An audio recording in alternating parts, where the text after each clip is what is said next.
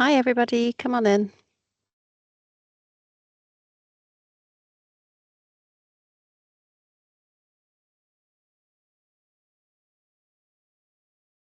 We'll just give everybody a couple minutes to come in. So grab a coffee or your lunch or whatever you need at 12:30. Biscuit. Then we'll get going.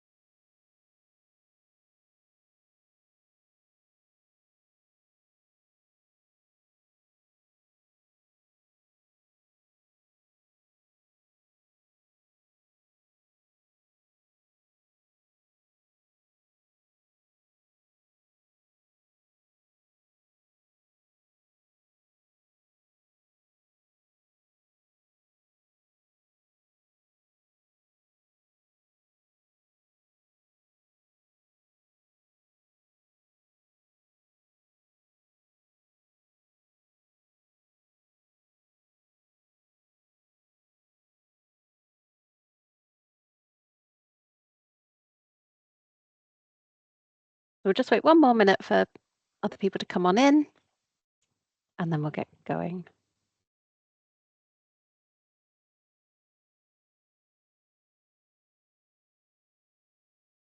Hopefully, everyone's enjoying a rare Zoom call or Teams call that you don't have to be on camera and you can just eat your lunch in peace, hopefully.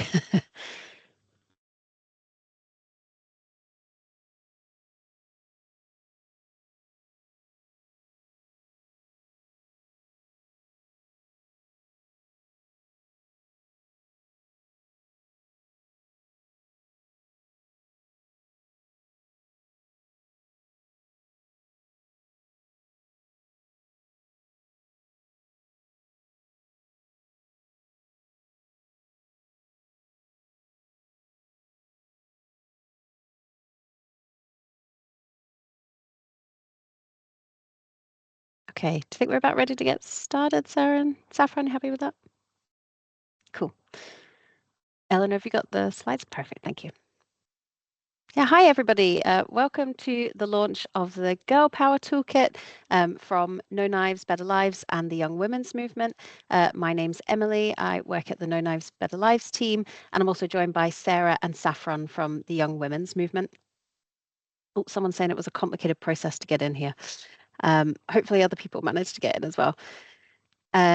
So we're going to be going over today the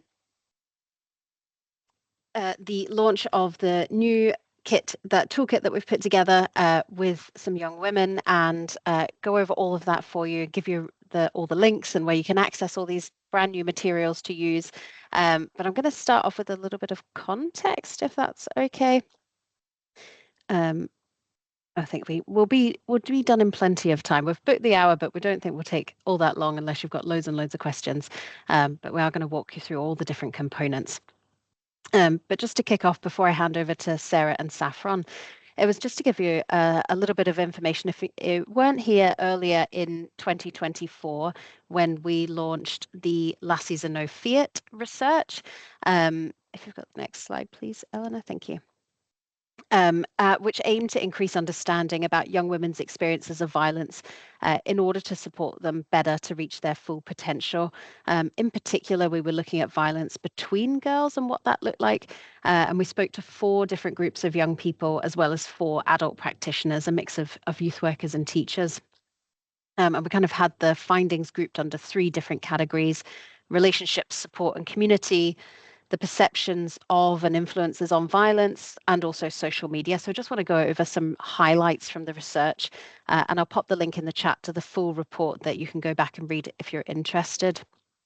So under relationships, support, and community, one thing that was quite surprising to us was that young women told us that they found it quite difficult to get support to resolve conflict from adults. Um, this was for a whole variety of reasons. Either there were kind of intergenerational conflicts or reputations that were kind of inherited by the girls that we spoke to, or sometimes their families actually supported their involvement in violence. If you can go to that, sorry, next slide, please, Eleanor. Thanks. Um, and that attachment to families as well, we found that when there was disrespect, primarily kind of verbal disrespect towards family and friends, that was a real common trigger point for violence. The practitioners that we spoke to felt there was a lack of understanding about healthy relationships and friendships amongst the young women. And the young women told us there was a real lack of spaces within their communities where they felt safe to go with their friends. If we can go next slide, please. So again, coming back to that disrespect, the verbal abuse and non-verbal cues. So that was things of, yeah, the young women told us, oh, she looked at me funny, or she had a certain kind of body language. That's what they were pointing to as a trigger point for violence for them. And in telling those stories, it was really clear that their kind of limited impulse control and emotional regulation that they were able to access meant that young women turned often to violence as a first choice to solve conflict rather than, for example, to be able to talk it through. They also told us that misogyny was a really common everyday experience for them in school, in particular, from both peers and adults. They talked a lot about kind of harassment and hatred, really, that was coming from male peers. And overall, something that really stuck with my colleagues and I was that the young women we spoke to had very little hope that anything could improve or change about these situations. They really felt they were stuck in these cycles of violence, and that it would be very unlikely to change in the future and get better. Next slide, please. And very relevant to this piece of work, social media came up as really being kind of intertwined within their experiences of violence. It came up without us even asking about it from both practitioners and the young women. Again, through what they were telling us, they were both viewers of and producers of harmful content online, meaning they witnessed lots of things, but they also made it themselves. So there wasn't kind of a clear cut line between those who were just witnessing things and those who were producing it. It was quite meshed. A lot of the young women talked about a daily exposure to violent content. And that included obviously violent videos that were nothing about young people. For example, extreme animal cruelty was something that they spoke about seeing, or things that were happening not even within the people that they knew or within their, not even within Scotland, but they had a really broad exposure, I suppose we could say, to violent content online. Um, for those who had been filmed in conflict and violent conflict, they told us about the really serious negative impact that had on them as individuals, but also on their families and broader communities as well.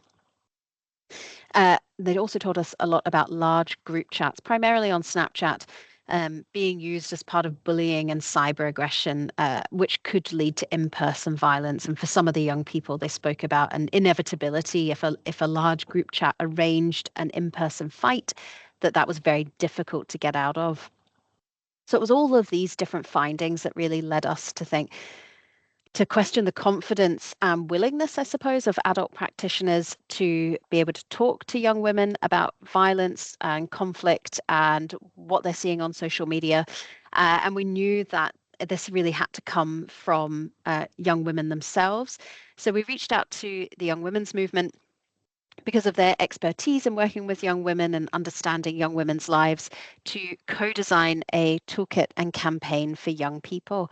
So I'm going to pass over to Sarah, who was one of the main practitioners leading the work with the group, and she's going to explain a little bit more about the process of putting this together, a bit more about the end product and experience for the girls, and then Saffron will talk in more detail about the toolkit as well. Thank you, Emily. So you can go to the next slide as well. Thanks, Eleanor.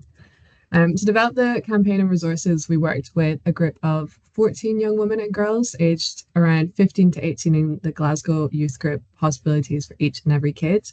It took longer than anticipated to find a group of young women and girls to work with on this project, but I think that this highlights how difficult a topic it is for young women to engage with and to speak about, and that's why this toolkit and the resources we've created are so important, so that youth workers are equipped to have those conversations in a safe and supportive way. So we met with the group for 6 in-person sessions across 4 months and facilitated discussions on the theme of violence between girls, predominantly using a scenario-based approach. And the name Girl Power came from our brainstorming session in the Glasgow Women's Library. They wanted to claim girl power as positive, as standing up to bullies, believing that girls should stand together and not put each other down. And to them, girl power means supporting other girls, even strangers. So on the next slide, we have a little video that's just kind of introducing 2 of the young women that we worked with, and they're going to talk about their experience. Hi, I'm Princess. Hi, I'm Daniela. And we're a part of the Girl Power campaign group. We worked with Sarah and others from the Young Women's Movement over a number of sessions to talk about violence between girls. We worked in the Dream Machine, the Glasgow Women's Library, and the Carlton Heritage Centre, and usually met in the evenings for 2 hours. In these 2 hours, we talked about violence between girls, both online and in person, took part in activities and brainstormed ideas for our campaign. The Girl Power campaign is launching today, and we can't wait for you to see the toolkit and the videos we helped to create. Thank you. Girl Power. Just going to pass over to Saffron to talk a little bit about the key messages. So the Girl Power group wanted to produce the resource for the girls and for practitioners because they wanted other girls to have the power to support and uplift other girls. They wanted to be empowered to feel safe both online and in person. They wanted to have power over their behaviour and feelings, and they wanted to understand how bullying behaviour negatively impacts the health and well-being of other girls. Next slide, please, Eleanor. So the toolkit itself, you can go on to the next one as well. Thank you. So the toolkit itself has a lot of different purposes. So in the toolkit, the Young Women's Movement wanted to kind of have a clear explanation of why violence between girls is different to violence against women and girls. The girls in the group wanted to show practitioners how to create a brave space with young women and girls, specifically to talk about a topic that's this difficult. They wanted to help practitioners to begin and facilitate conversations with young women and girls about violence between girls, so they have really clear conversation starters within the toolkit that they came up with themselves. They want practitioners to understand what their experiences with violence between girls online are specifically. They felt that adults didn't always understand actually what was going on online or how difficult it was to get away from violence. So they wanted that to be really clear in the toolkit. As Sarah said, we did scenario-based work with them. So in the toolkit, we've detailed the examples that we went through them of different kinds of violence and different ways this can exist in their lives. And there's notes on how we went through that with the group in the toolkit, so you can see what their responses were. We then have short icebreakers and longer activities to help build trust, promote safe and healthy discussions, and support disclosures surrounding violence between girls. Next slide, please, Eleanor. So as I say, we want to be really clear about the difference between violence between girls and violence against women and girls. Violence against women and girls obviously is most frequently perpetrated by boys and men, whereas violence between girls is between girls themselves. But both of these things exist within the context of a patriarchal society where boys and men have more power than women and girls.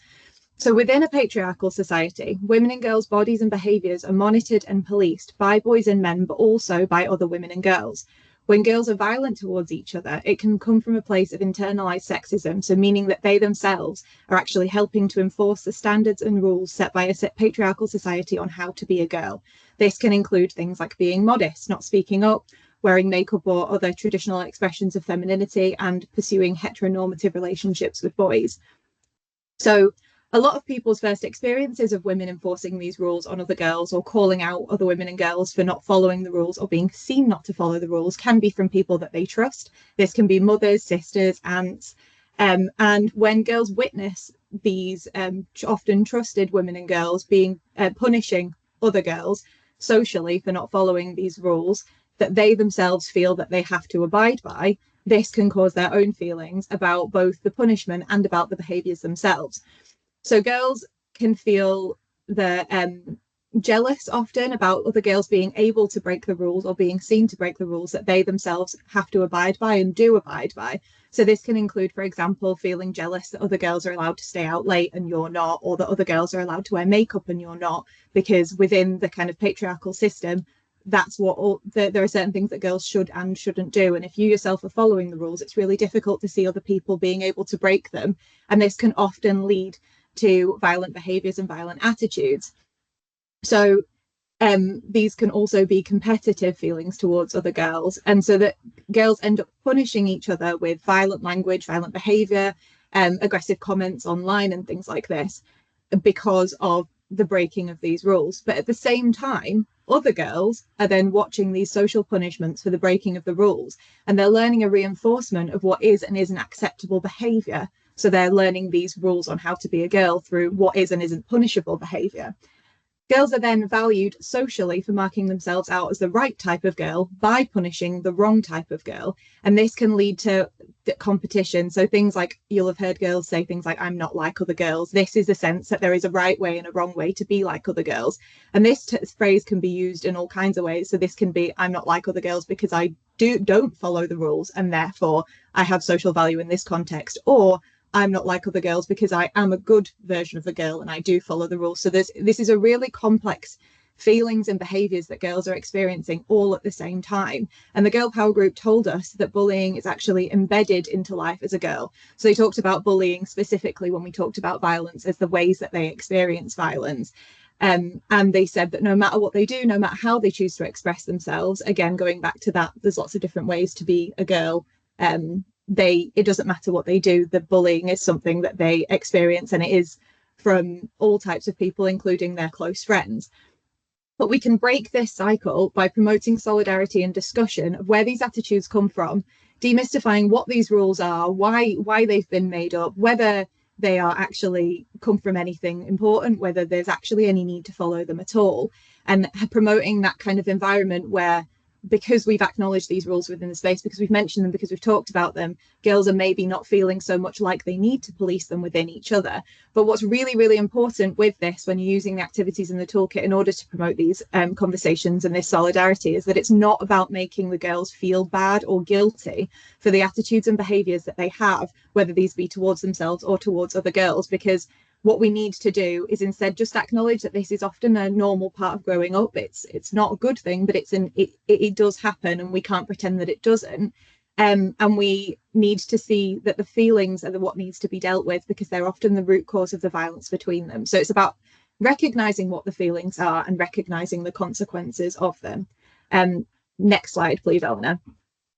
I know that was quite convoluted, but there's diagrams and more explanations within the toolkit. But I just think it's really important to set that context of why this is happening, especially if we're going to then deal with prevention of it as well as dealing with it when it happens.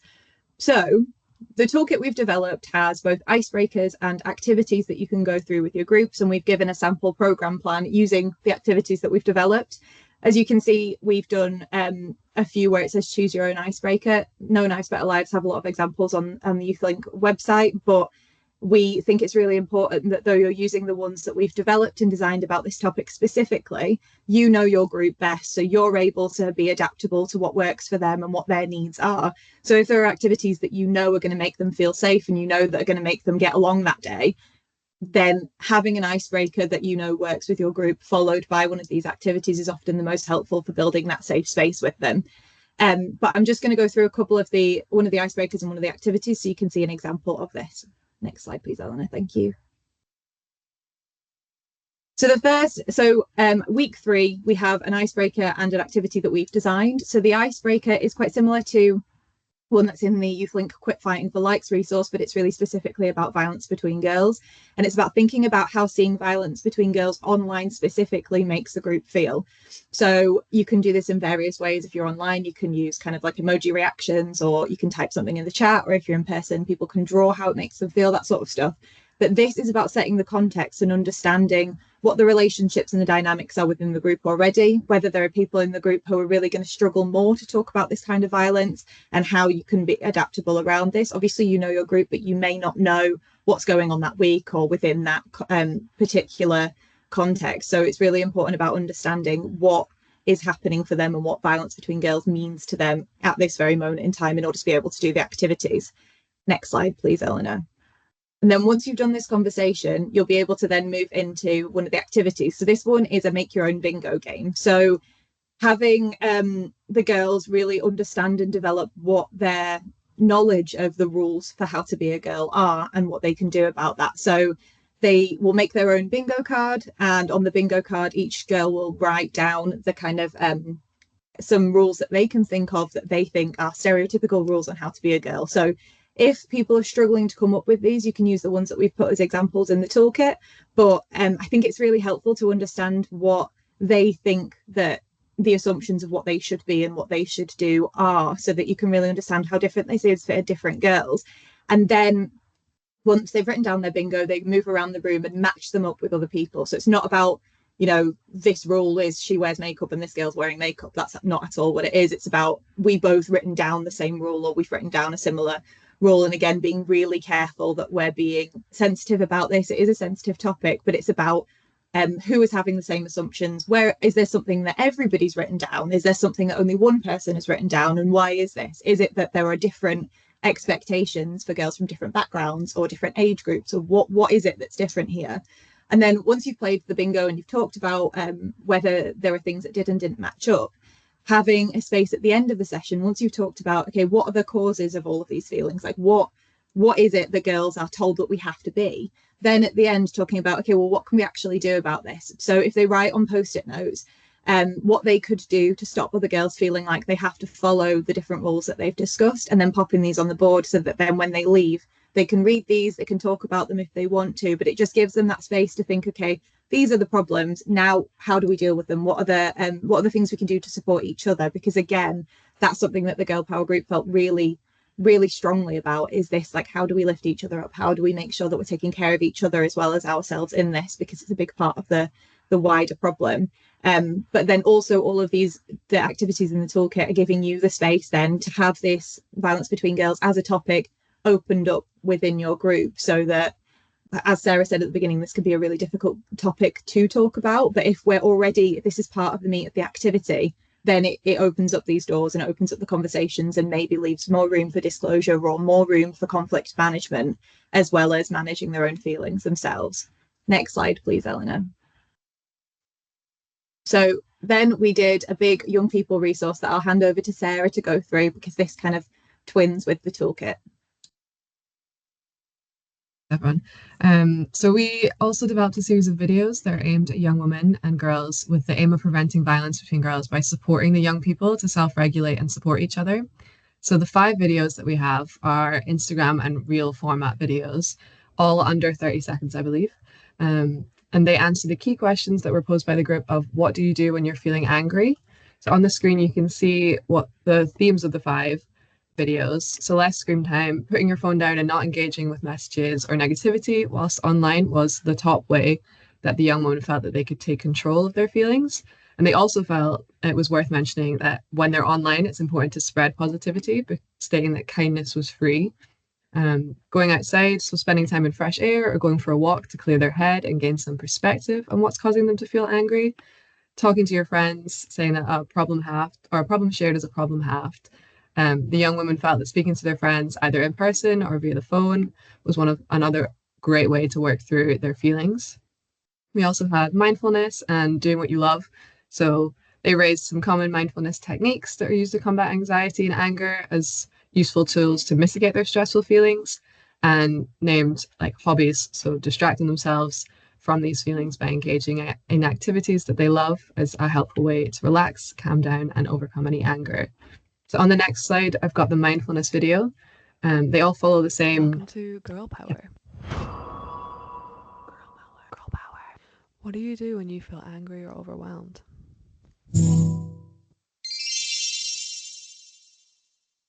One thing you can do in the moment if you're feeling really angry or overwhelmed or anxious is the 5-4-3-2-1 method. You can also try different breathing techniques, like the box breathing technique, where you breathe in for 4, you hold for 4, you breathe out for 4, and then you hold again for 4. For more information on the Girl Power campaign, you can go to our website, which is linked below. So these were created co-designed with the young women, and they said they really wanted a cozy kind of environment because they said that they felt safest at home. So they also pointed to the kind of sunset lamp because it's something that they see on TikTok regularly. And they wanted it to be direct, like speaking to the camera, speaking to the person, so that it would be engaging. Yeah, they were very conscious. We had a long list of things to avoid, so that because they would scroll through things very quickly. So hopefully these will will work.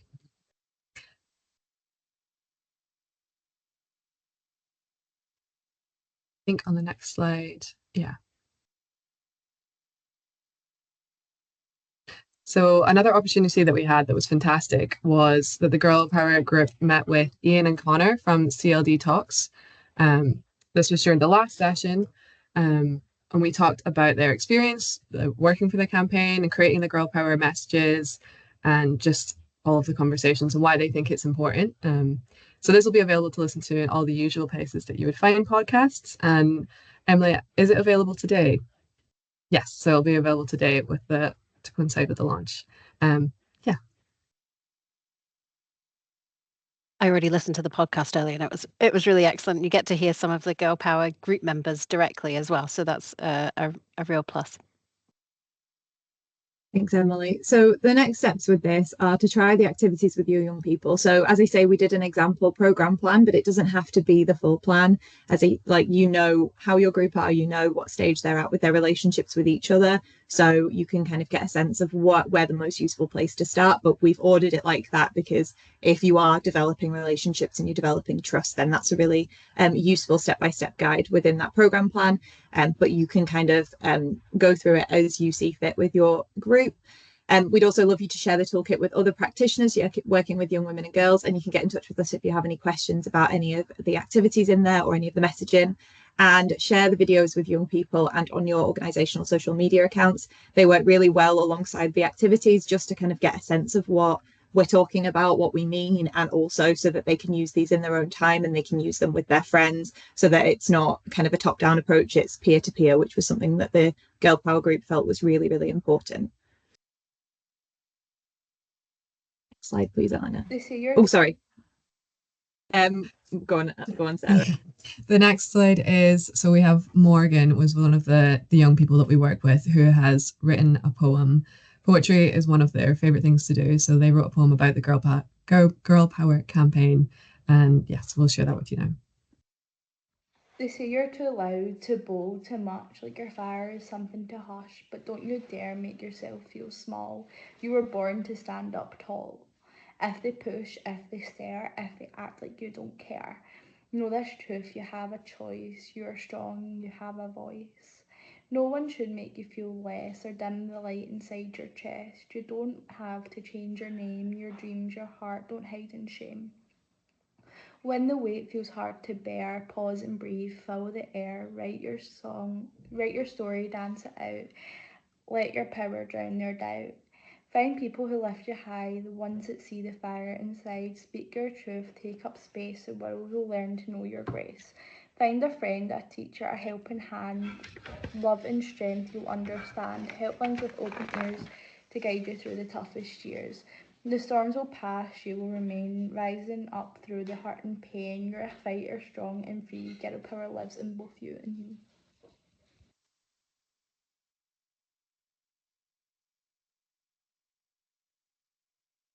I think that was like the perfect point to end on, wasn't it? What a fantastic poem from Morgan. And like I said in the chat, that the poem is in full in the toolkit, so you can go over that again because the words are so powerful and excellent. I'm going to open the floor up for questions now. Does anybody have any specific questions about the toolkit or the campaign or even the process? We're up for chatting about that. Vanessa. Oh, I'm not sure if you actually can. Hold on 2 seconds. Let me see if I can. There we go. You should be able to unmute now, Vanessa, and come in. Ah, fab. Thank you so much. Can everyone hear me? Yes. All right, fab. Firstly, I just want to say brilliant work, everyone. I can really sense your passion and enthusiasm and a fundamental commitment to the lives of these young girls. So yeah, just brilliant work, everyone. Round of applause. I just very quickly wanted to ask, So if we go back to, you know, when you that breaking the cycle slide, I am a bit confused, I guess, or would like a bit more clarification because in my eyes, violence is fundamentally a demonstration of dominance. And I feel like violence is very much associated with like masculinity. So I was just, I feel like being quite feminine as a soul, as a person, as a budding young woman, whatever it is very much rooted in sort of learning your place, holding your tongue, being quite subservient and quite submissive and passive. So I was just wondering, like, how do you guys think those two sort of concepts, like, their relationship with each other? Do you think that's an irrelevant argument? Like, what do you guys think? I think that's really interesting. And I'll pass over to Sarah in a second to talk about like how the group talked about the different ways of like being a girl and that sort of stuff. But I think in terms of violence being more kind of dominant, I think it's really interesting to think about the way that we are, like, you know, as you say, taught about what femininity looks like. And I think sometimes within that cycle, there's a sense that it is, I think a lot of it is rooted in kind of jealousy or discomfort when somebody breaks that mold and they don't feel like they have to follow these stereotypical ideas of femininity. And so often there is this like policing of behaviors and kind of like putting people back into a box of, oh, you should like that kind, I can't remember what you just said, but the thing about like don't speak up, don't be too loud, that sort of stuff, like really reinforcing that behavior. And I think when we talk about violence, because it was a small group, so it was a really specific group's experiences that we got the sense of, but they were really keen to talk about this, like the attitudes towards each other and the kind of the sense of bullying of like you're not allowed to do this, or you shouldn't be doing this, or kind of pushing boundaries, and the expressions of telling people what to do and prevent like pushing people back into a box being violent in themselves, and that this is something that they come up against online a lot. Sarah, do you want to go on a bit more about that? I don't have a huge amount to add, but I do remember a lot from a lot of the discussions. They kind of felt that no matter what they wore, how they were dressed, how they acted, that bullying was something that was going to happen to them regardless. And I think there was it was a bit of a defeated kind of attitude of it was just so pervasive, that it didn't matter if you were like standing, or if you were standing out in one direction, everyone across the spectrum was facing this. I think that's why we've tried to link it into something much wider, just to kind of make sense of what they were saying, if that helps to answer your question. Yeah, thank you. That's really interesting. And I guess one more question, because I know some people have their hands up right now. I feel like, you know, the vibe that I've gotten is that these young women, they they feel like there's like a mistrust with adults, and maybe they have poor relationships with each other as well. So I was just wondering, how did you guys actually get them in the room? Like, how did you actually convince them, like, hey, like, and we're not going to be here to perpetrate everything that you guys have gone through. Like, yeah, I'm just wondering how you guys managed to do that. Yeah, I can talk a little bit about that. So the group, they are already volunteers with Peak, and we recruited them through that. So a lot of them did know each other and went to similar schools. We ended up having, it was about between 9 and 14. 9 was like the smallest number that we ever had, and they came along. So one thing that was really important, this is something we do at the Young Women's Movement. We always make sure that there's food there. We had fidget toys, we had colouring in, and they each got a £20 session, or a £20 voucher for a session, as a thanks for coming along and sharing some of their stories and talking about their experiences. We said, well, specifically that they didn't have to share any personal experiences. Like, we were happy to just talk through more generally, but some ended up doing that. So it was just trying to create a really, really safe space where they wanted to come back. And I think even choosing different venues, like the Dream Machine was fantastic when we worked there, because it was such a cozy and comfortable space for them to feel relaxed. And yeah, just making sure that I was there every session, so they had the same faces. They had one of their own youth workers there from Peak for most of the sessions except the last one, and that really helped to get them to talk about it. They did say that actually every youth worker that they've worked with at Peak and working with me and my other colleagues, that was a really positive experience for them. It was mainly teachers in schools that they had a little bit more trouble with. Yeah, and I think that, sorry. Oh no, go ahead.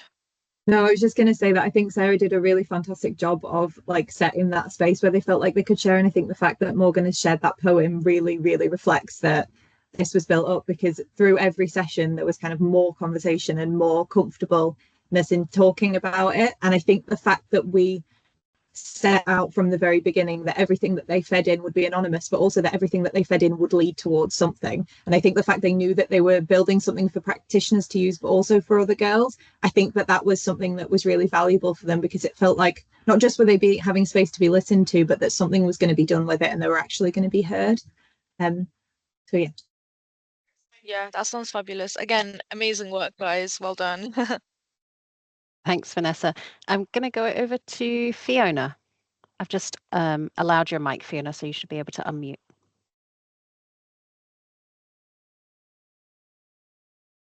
If not, you can write your question in the chat.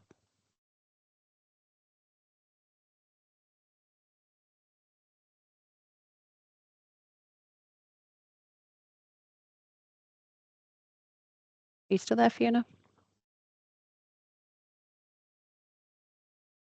While Fiona's still managing that, Hope, do you want to come in while Fiona's still figuring out her mic?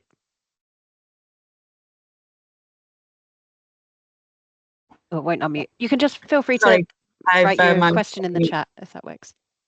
Sorry, I've managed to unmute mine. I couldn't remember where the button was. So mine was less of a question, more just part of what Vanessa was saying there and talking about, you know, kind of violence being dominance. I actually respectfully disagree. I think that secure people are not violent. People who've been nurtured as they're growing up and loved unconditionally as they should be are not going to be violent people, generally speaking, because obviously these are all generalizations. I think violence is typically insecure reactions to things. It's that they might be trying to assert dominance, but it's because actually they don't feel good about themselves, because people that feel good about themselves don't want to hurt people. And I think the young women that I work with, when you know, some of the ones that have got the baddest reputation, inverted commas, are actually the ones that when you scratch a little beneath the surface are these very fragile,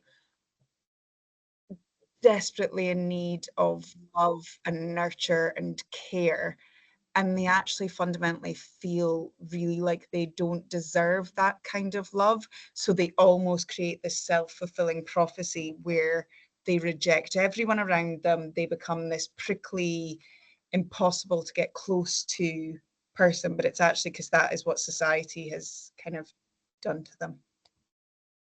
I would say a lot of what you said is reflected in the year one research report, Hope. I think of the young women that we spoke to, a lot of them told us about really violent things that they had been responsible for, but also the reasons why, and, you know, the triggers perhaps to us as adults, or like you said, to someone who has all their rights respected and met, possibly wouldn't have that reaction. But for the young women that we spoke to, a lot of those things weren't in place. So when there was some of this verbal disrespect or those cues that they read to be a challenge to them in some way or disrespectful in some way, that was how they turned there. And that's why throughout all of our work at both organizations within No Knives, Better Lives and within the Young Women's Movement, that we really advocate for that rights-based approach. Because like you said, when someone is healthy, happy, fulfilled, loved, all of those things that they have going on that are really positive, it really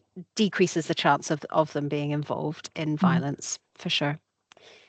Yeah, can I just add that I understand what you're saying. I think what was really important for us with this group was that acknowledging that no matter how comfortable or happy you are or you might be, being a teenage girl is difficult anyway, but the kind of sense of what you have to do and what you have to be can push people to maybe say things or comment things that they wouldn't normally think, and maybe reflecting what you're saying, that they maybe don't actually believe that you have to I don't know, something to do with your body image, they might not actually believe that, but because it makes them feel safer perhaps to echo that behavior or echo those words so that they themselves don't get targeted. That can often be a case, but I can totally understand what you're saying, and that's why the kind of non-judgmental space is so important, because there's always more going on in everybody's lives, but just making sure that when there's no judgment of behavior or no kind of expectation of what else is going on, we're just dealing with how they feel and what we can do about what they feel. But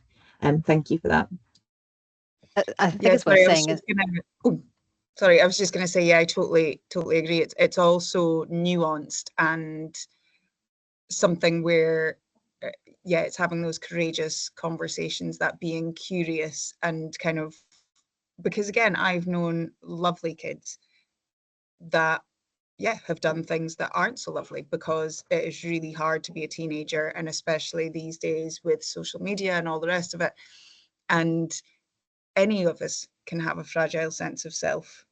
You know, even if we've had this wonderful, loving upbringing, you can still have a fragile sense of self. And it's, yeah, it's that non-judgment and that unconditional positive regard of, hey, even if you've made mistakes, even if you've done this, like, you're still worthy of love, you're still worthy of care, and you're still worthy of my care and attention.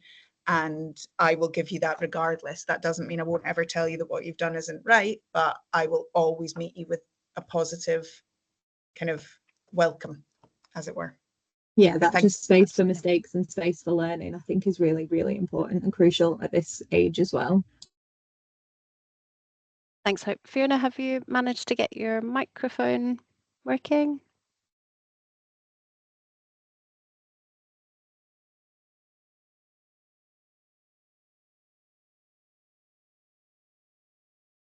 Perhaps not. If it's not working, Fiona, you can feel free to pop in the chat your question. There was another question in the chat about what would be the best practice or toolkit for young girls to stand up to bullying. I would say that this the toolkit that Saffron and Sarah have put together with the young women from the Girl Power group is focused on that kind of prevention side of things rather than necessarily specifically addressing bullying. But there's definitely activities in there that I think you could start as a really great starting point for opening the door to to talk about bullying and their experiences. I know certainly again in the year one research, the practitioners talked a lot about how transient friendships were amongst the girls that they worked with. That often, 1 week people would be friends and the next week they would have fallen out.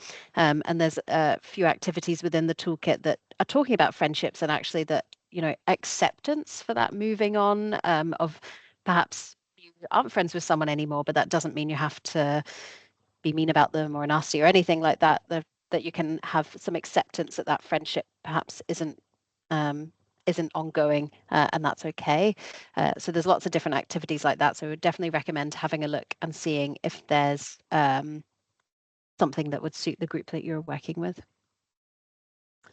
Are there any other questions from anybody?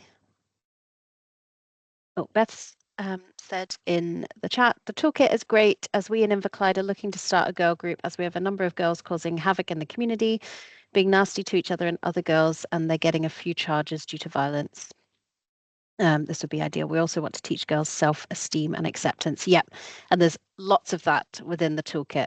And I think you'll find of having those conversations, which I know Beth, I'm sure she is, having those conversations with the group and finding out what's actually going on. Again, certainly in the year one research, that came about really clearly that oftentimes the young women who were involved in violence hadn't really been asked what was going on and why they were getting involved. And for them, their reasons were really legitimate, actually, from their perspective. Something had happened and this is the action that they'd taken. So it's about also understanding, the violence is one point and what's all the other stuff going on over here and all around them in their lives that might contribute to this and they might need support with.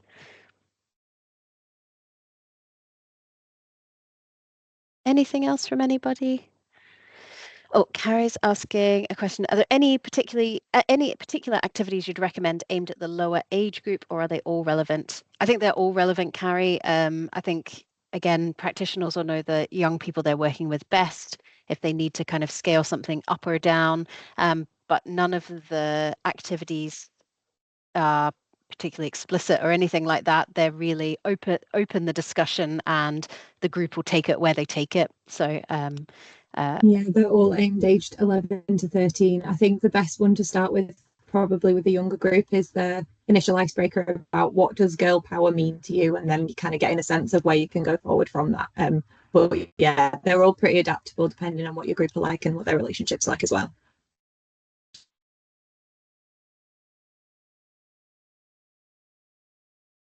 Any final questions or points that anybody wants to make?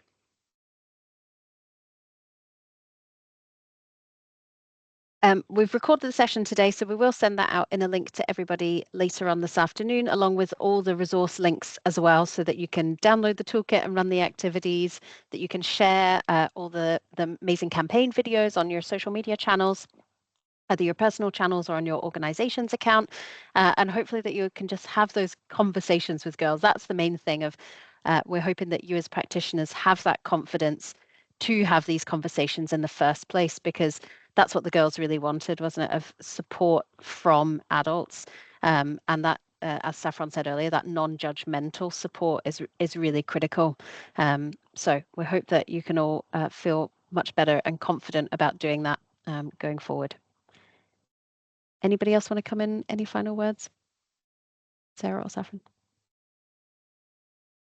Thank you to the group and to Peak as well, because couldn't have done this without them. And I just want everyone in the group to know that this whole thing exists because of their hard work and their choice to share with us. So thank you to them. Yeah, I second that. Yeah, and thank you to you both and your whole Young Women's Movement team. It was really great to work with you all, and you'll see the resource is really fantastic. So you can access that via the Young Women's Movement. It's also on the No Knives, Better Lives website as well. So we hope you enjoy. Thank you, everybody. Thank you. See you later.